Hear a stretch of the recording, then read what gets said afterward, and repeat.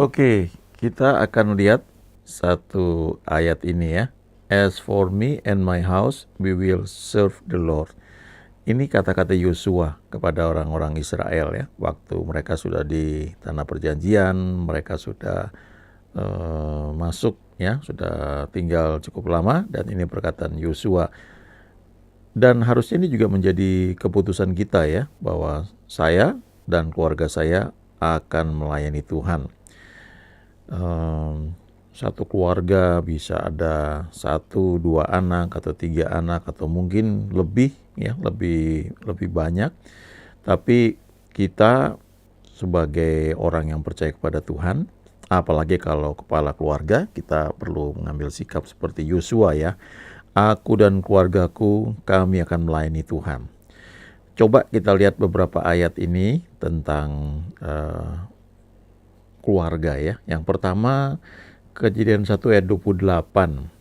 Allah memberkati mereka, lalu Allah berfirman kepada mereka, beranak cuculah dan bertambah banyak. Penuhilah bumi dan taklukkanlah itu. Berkuasalah atas ikan-ikan di laut dan burung-burung di udara dan atas segala binatang yang merayap di bumi. Ini perintah pertama ya, ketika manusia diciptakan, maka dikatakan Allah memberkati mereka, Adam dan Hawa. Lalu setelah itu diberi perintah untuk beranak cucu, bertambah banyak. Tidak hanya bertambah banyak, tapi penuhi bumi dan taklukkanlah itu ya. Kuasailah ikan-ikan di laut, burung-burung di udara, dan juga binatang yang merayap di bumi ya. Ini dari ayat ini saja ada banyak hal yang bisa kita pelajari. Tapi kita lihat Keluaran 23, 26, ini janji Tuhan. Ya, sehubungan apa yang telah dia katakan di Kejadian 1:28, dia bilang juga di Keluaran 23:26, tidak akan ada di negerimu perempuan yang keguguran atau mandul. Aku akan menggenapkan tahun umurmu. Lalu Ulangan 7 ayat 14, engkau akan diberkati lebih daripada segala bangsa, tidak akan ada laki-laki atau perempuan yang mandul di antaramu ataupun di antara hewanmu. Ini janji yang luar biasa. Kadang-kadang mungkin sebagian kita suka mendengar ada perempuan yang mandul ya, tapi ternyata ada juga laki-laki ya yang mandul. Tapi ini janji Tuhan, tidak akan ada laki-laki atau perempuan yang mandul di antaramu, bahkan juga di antara hewannya ya. Luar biasa. Mazmur 113 ayat 9. Ia mendudukan perempuan yang mandul di rumah sebagai ibu anak-anak, penuh sukacita. Haleluya. Kemudian Mazmur 128 ayat 3 dan 4. Istrimu akan menjadi seperti pohon anggur yang subur di dalam rumahmu, anak-anakmu seperti tunas pohon zaitun sekeliling mejamu. Sesungguhnya demikianlah akan diberkati orang laki-laki yang takut akan Tuhan. Nah, kemudian ini ayat yang tadi saya singgung ya, Yosua 24 ayat 15b. Tetapi aku dan seisi rumahku, kami akan beribadah kepada Tuhan. Aku dan keluargaku, kami akan beribadah kepada Tuhan. Ayat-ayat ini ya, kalau kita renungkan, seringkali firman Tuhan tuh waktu kita pertama kali dengar, ada yang bisa langsung dapatkan rema atau dapat pengertian atau dapat pewahyuan. Tapi kadang-kadang ada yang setelah beberapa kali kita dengar, kemudian kita renungkan, lalu tiba-tiba ayat itu menjadi sesuatu yang kuat ya, dan merubah cara berpikir kita. Nah, ayat-ayat ini setidaknya bisa menjadi pegangan bagi kita, khususnya bagi orang yang baru menikah terus ingin segera punya keturunan. Ini ayat-ayat yang bisa kita pegang sebagai janji yang Tuhan berikan, bahwa dari sejak awal tuh ketika Tuhan menciptakan manusia, laki-laki dan perempuan, maka pertama-tama dia memberkati dulu. Ya, baru dia perintahkan untuk beranak cucu dan bertambah banyak. Itu adalah perintah Tuhan. Tapi dalam faktanya, di dalam Alkitab sendiri pun setidaknya ada 7 orang ya yang nampaknya tidak mengalami apa yang ayat-ayat tersebut tadi katakan pada awalnya ya. Misalnya ini mengenai Sarah. Ya, Sarah itu istrinya Abram. Dia mandul. Ya, Sarah itu mandul, tetapi kemudian lama sekali, lebih dari 25 tahun ya. Akhirnya melahirkan Ishak yang adalah anak perjanjian. Ceritanya cukup panjang, bisa baca dari Kejadian pasal 12. Nanti terakhir di pasal 21 itu ketika Ishak itu lahir. Lalu Ribka, ya, Ribka itu adalah menantunya Sarah atau istri dari Ishak. Ribka ini juga mandul dan butuh waktu 20 tahun, ya. Sebelum akhirnya dia melahirkan anak kembar, Esau dan Yakub. Kalau kita baca itu, Ishak menikah dengan Ribka ketika berumur 40 tahun. Ya, kemudian ketika Ishak berumur 60 tahun baru dia punya anak kembar, yaitu Esau dan Yakub. Kemudian Rahel, ya, Rahel itu adalah istrinya Yakub, ya. Yakub itu punya 4 istri, ya. Sebenarnya awalnya dia hanya mau menikah dengan Rahel, tapi mertuanya kasih kakaknya lebih dulu, yaitu Lea. Setelah seminggu ya menikah, kemudian Rahel dikasih lagi dan Yakub lebih cinta sama Rahel, tapi Rahelnya mandul. Nah, belakangan akhirnya Rahel kasih budaknya untuk kawin dengan Yakub supaya punya anak. Lalu kakaknya Rahel yaitu Lea juga kasih budaknya kepada Yakub. Ya, jadi Yakub ini total punya 4 istri, tapi istri yang paling dia cintai adalah Rahel. Rahel mandul, tetapi lama setelah itu, ya, dia melahirkan Yusuf dan Benyamin. Dan Yusuf ini anak yang istimewa. Kemudian kisah mengenai orang yang paling kuat yang tercatat di Alkitab, yaitu Simson. Nah, ini ibunya mandul. Namanya memang gak disebut ya, tapi bapaknya namanya Manoah. Jadi istri Manoah ini mandul, tetapi kemudian malaikat Tuhan datang menampakkan diri dan menyatakan bahwa dia akan melahirkan seorang anak laki-laki yang akan menjadi nazir, ya, menjadi hakim bagi umat Israel. Kemudian yang paling luar biasa menurut saya adalah Hana. Itu di 1 Samuel pasal 1, pasal 2. Hana ini mandul, dia adalah istri dari Elkana. Elkana punya 2 istri, Hana dan Penina. Yang Penina itu punya banyak anak, tapi Hana ini mandul. Dan Alkitab berkata bahwa Tuhan yang telah menutup kandungan Hana. Tapi kemudian Hana berdoa dengan sungguh-sungguh, bahkan dia bernazar bahwa kalau Tuhan berikan seorang anak laki-laki, maka anak itu akan menjadi nazir, ya, menjadi hakim Tuhan, menjadi pelayan Tuhan seumur hidupnya. Dan kemudian memang akhirnya dia hamil dan dia melahirkan Samuel. Tidak hanya itu, dia masih melahirkan 5 anak lagi.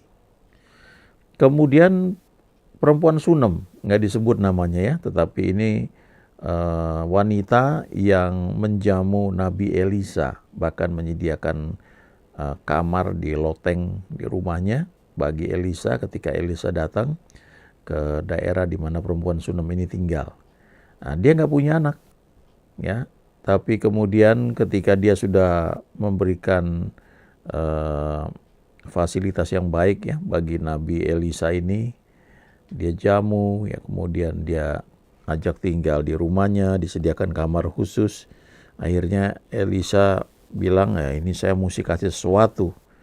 Dan Elisa bilang, tahun depan kau akan menggendong seorang anak laki-laki. Dan akhirnya memang anak laki-laki itu lahir, walaupun sempat sakit, kemudian meninggal, dibangkitkan lagi, dan akhirnya menjadi seorang nabi. Itu kisahnya ada di kitab 2 Raja-Raja pasal 4. Kemudian di Perjanjian Baru Elisabet ini juga mandul, ya. Suaminya seorang imam yang sedang melayani. Kemudian malaikat Tuhan menampakkan diri kepada suaminya dan berkata bahwa istrimu akan hamil dan melahirkan seorang anak laki-laki dan harus kau beri nama Yohanes. Dan akhirnya lahirlah Yohanes Pembaptis. Dari 7 kisah di Alkitab ini, kita melihat bahwa walaupun mereka pada awalnya itu mandul, tapi akhirnya sesuai dengan firman Tuhan dari kitab Kejadian, kitab Keluaran, dan seterusnya ya. Ada banyak ayat-ayatnya, tidak hanya yang tadi saya bacakan ya. Mereka ini akhirnya memang punya anak ya, walaupun awalnya itu mandul. Jadi ini sebenarnya bagi mereka yang saat ini mendambakan seorang anak dan masih ingin ya, walaupun sudah sekian tahun belum punya anak, masih tetap berharap akan punya anak kandung, maka ayat-ayat ini bisa dipakai untuk direnungkan ya secara pribadi dengan Tuhan.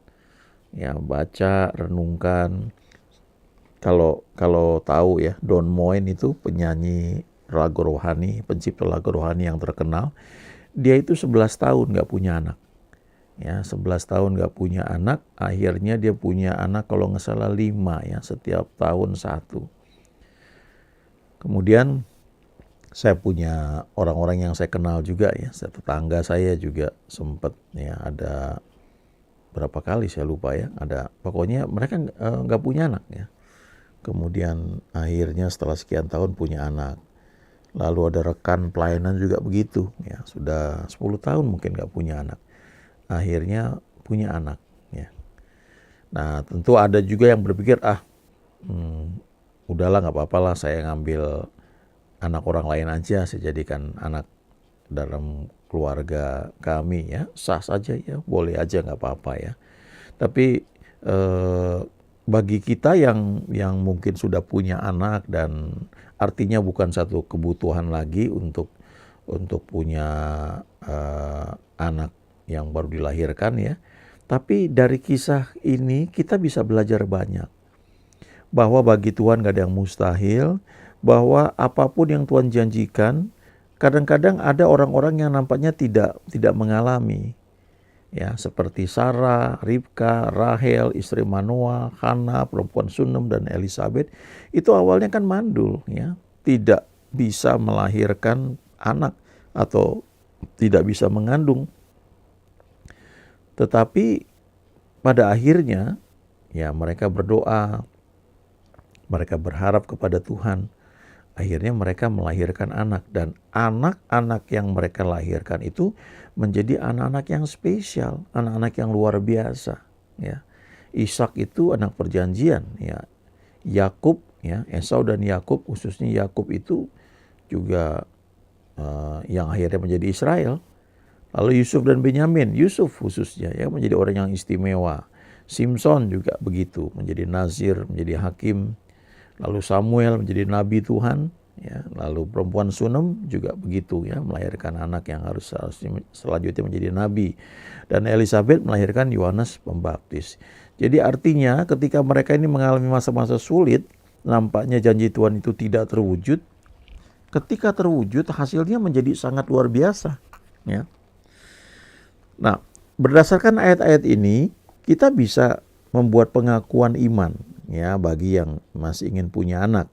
Tapi kalaupun enggak, kita bisa bantu melayani orang lain yang memang ingin punya anak.